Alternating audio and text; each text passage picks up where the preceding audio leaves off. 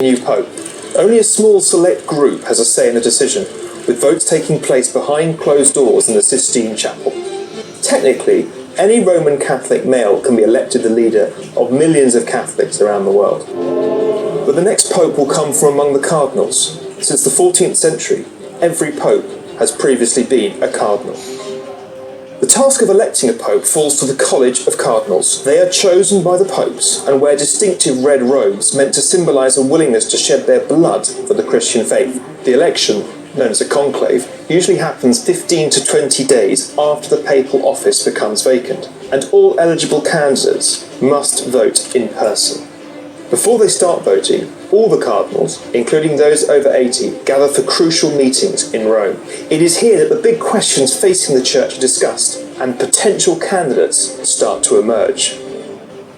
The conclave begins with a special morning mass in St. Peter's Basilica. After this, the strictly guarded vote takes place in the Sistine Chapel. Once the conclave starts, cardinals aren't allowed to speak to anyone outside of the process, read media reports, receive messages, or discuss the details of the elections afterwards. If they break the conclave secrecy rules, they risk excommunication. Once the voting starts, they write a candidate's name on a ballot, and in order of seniority, they drop them into a chalice. Cardinals aren't allowed to vote for themselves. The results are recorded by 3 designated cardinals. To be elected pope, a candidate needs to gain 2/3 of the vote.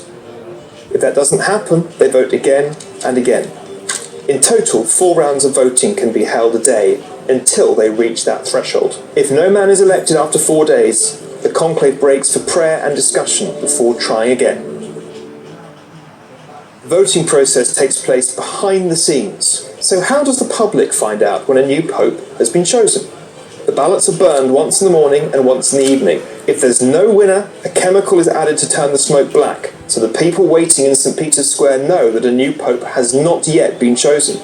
But when a pope has been elected, a different chemical is added to ensure smoke comes out white, signalling a new pontiff. And finally, the man chosen must accept the decision of the cardinals. A senior cardinal tells the world, "We have a pope," and introduces the new pontiff to the crowd gathered in St. Peter's Square. The new pope goes out onto the balcony to make his first remarks and give his blessing.